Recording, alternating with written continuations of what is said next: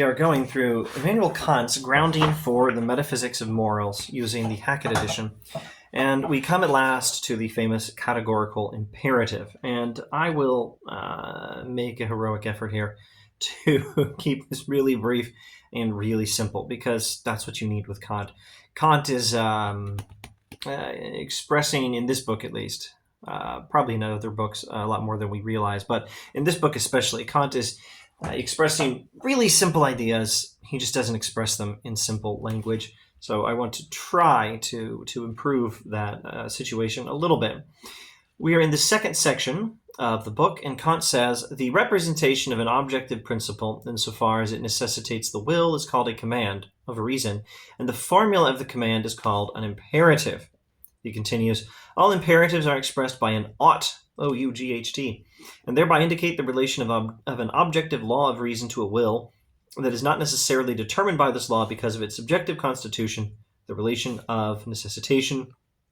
Imperatives say that something would be good to do or to refrain from doing, but they say it to a will that does not always do something simply because it has been represented to the will as something good to do. Okay, now, let's see if I can paraphrase the main points. There are requirements that we do things because they're proper to do. They're right to do. They are required by reason. They're required by a correct and rational understanding of things. And these requirements Kant calls imperative. Imperative means requirement, but requirement of reason. Oh, and the kind of requirement he's talking about is the kind that applies to, well, people like us, to human beings who are tempted to not do what is right and reasonable and proper, and are aware that we need to do what is right and reasonable and proper. Now, all imperatives, Kant says, command either hypothetically or categorically. The former represent the practical necessity of a possible action as a means for attaining something else that one wants or may possibly want. The categorical imperative would be one which represented an action as objectively necessary in itself without reference to another end. In other words, there are requirements to do things that we may not be inclined to do, but which are proper and right to do, which reason can tell is the right thing to do, even if we may have some inclination to not do them. These requirements are imperatives. And a hypothetical imperative is one type of imperative. There are two types of imperative, and the hypothetical type means a requirement that we do something not just because it's right in and of itself, but for the sake of something else. A good example, the one I always use, is brushing your teeth. You don't brush your teeth just for the sake of brushing your teeth. You brush your teeth to have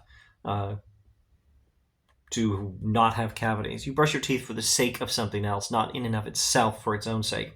A categorical imperative is a requirement to do something just for its own sake, in and of itself, because it's right, and that's the only reason. A categorical imperative is a requirement to do something just for the sake of the something itself, just because it's right, not as a means to achieving some other end.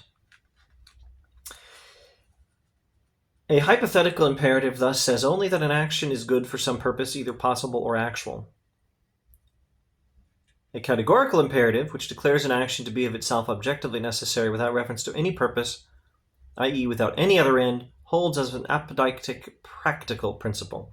Let's not paraphrase that, except to say hypothetical imperative, once again, is a requirement to do something that's good for some other purpose other than the something we're doing. A categorical imperative is a requirement to do something just for the sake of the something, not for the sake of something else. And I think we might stop there and then state what actually is the hypothetical imperative in the next video. But for now, let me just state one thing as a sort of preview to it. There are imperatives. There are two types of imperative, hypothetical and categorical.